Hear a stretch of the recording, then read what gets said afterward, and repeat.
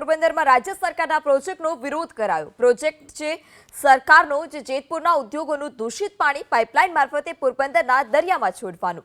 સરકારના આ પ્રોજેક્ટનો પોરબંદરવાસીઓ વિરોધ કરી રહ્યા છે। આજે પોરબંદરમાં સામાજિક સંસ્થાઓએ બાઇક રેલી કાઢી આ પ્રોજેક્ટની અંતિમ યાત્રા કાઢી હતી, જ્યારે પોરબંદરમાં મોટી સંખ્યામાં માછીમારો વસવાટ કરે છે।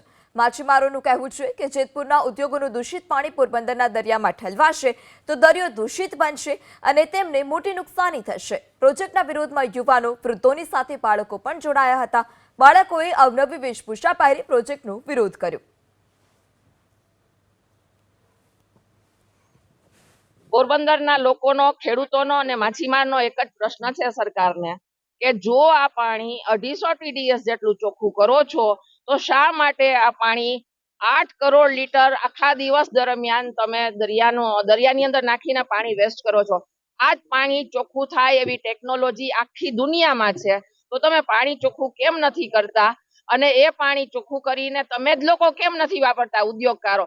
શા માટે પોરબંદરના દરિયામાં આ પાણી નાખવાની, લાઈન નાખવાની અને આટલા કરોડોનો પ્રજાનો ખર્ચ તમે પ્રજાના મોત માટે વાપરો છો? અમારા ટેક્સ એક શા કારણે? ભાદર નદી, ભૂખી ડેમ, ઉબેણ નદી, જો તમે એને ચોખ્ખી નથી રાખી શક્યા તો અમે કેમ વિશ્વાસ કરીએ કે તમે પોરબંદરનો ચોખ્ખો દરિયામાં ચોખ્ખું પાણી નાખશો? જો એ નદીમાં, જમીનમાં અને શુદ્ધ પાણીમાં ભળશે તો ત્યાંની બાયોડાયવર્સિટી નાશ પામશે, લોકોને રોગ થશે।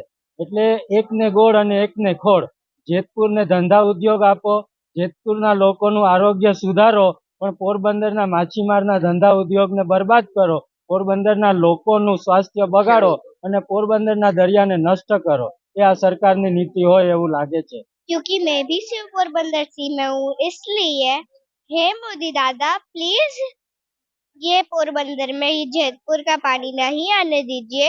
हम सब आपके बच्चे बीमार हो जाएंगे, समुद्री जीव मर जाएंगे।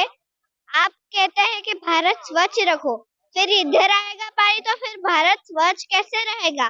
इसलिए मैं पोरबंदर में ये पानी नहीं आने दूंगी।